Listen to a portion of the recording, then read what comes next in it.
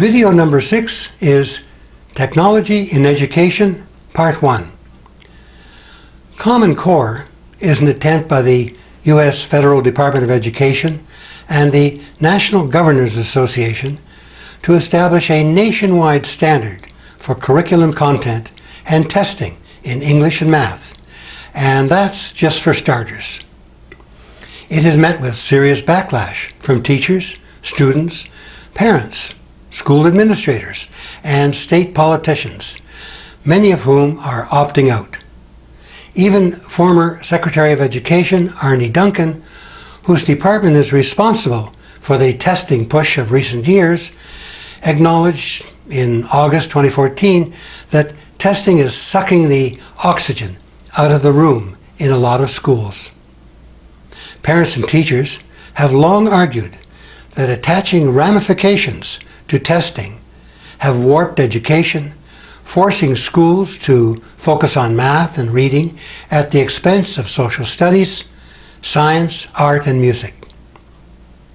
Besides, it is well known in the research community that standardized tests most reliably measure a student's household income, ethnicity, race, and level of parental education. In our economies, standardized tests are a necessary and useful instrument to ensure the quality of manufactured products. But people are not products. The makers of video games do not have to issue compulsory tests to measure the prowess of their youthful consumers.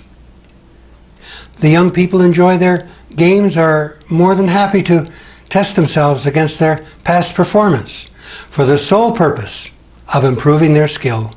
When people enjoy what they are doing or understand meaning and purpose in their assignments, self-improvement is inherent in the task of continuous learning.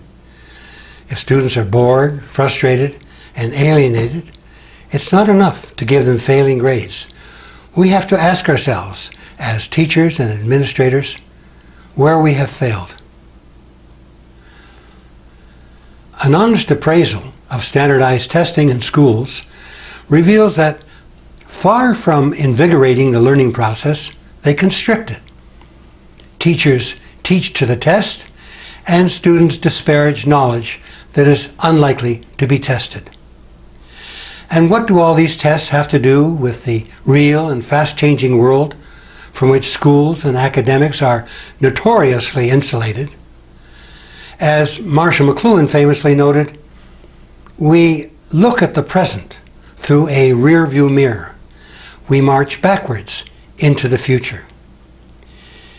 In typical fashion, American fashion, Common Core was hastily implemented at the behest of a few highly paid consultants with negligible preparation for teachers and often terrible results for children. There is the charge that Microsoft founder Bill Gates and his foundation were decisive in approving the system and in helping to fund it, and that his motivation was to create nationwide standards to produce new generations of software specialists and coders for the digital economy. In fairness to Bill Gates, Microsoft has revolutionized the learning and working process in a digital world, and he has tried heroically, without much success by his own admission, noting that it is easier to eradicate malaria, to change and improve the culture of schooling with many subsidized experiments. But hey, the reasoning goes, if Bill Gates likes Common Core, it must be a good thing. Standardized curriculum and standardized textbooks permit standardized tests that produce standardized abilities in standardized human beings for a standardized industry. Technopoly at work, a boon to political correctness and corporate shareholder returns. We rightly worry about the depletion of biodiversity in nature. Should we not also worry about the loss of intellectual and emotional diversity in human nature? No two grains of sand are identical. How diverse, then, are the profoundly complicated natures of human beings. The great blues guitarist B.B. King was asked what made him so great.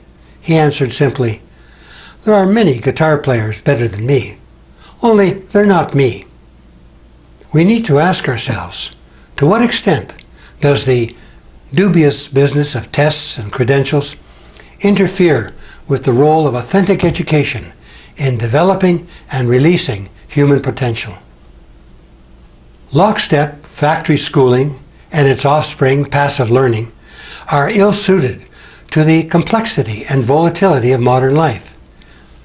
In contrast, the age of the Internet brings with it unlimited avenues for affordable, individualized learning or self-teaching through YouTube, blogs, the world press, online courses, and myriad podcasts, thus replicating and magnifying the old-fashioned 19th century culture of self-improvement. If, as Socrates declared, education is not about filling a vessel but igniting a flame, then there are countless sparks flying off the World Wide Web to ignite learning across generations. We are talking here about a stupendous social, artistic, and intellectual democracy for discourse and education, truly cosmic in scope.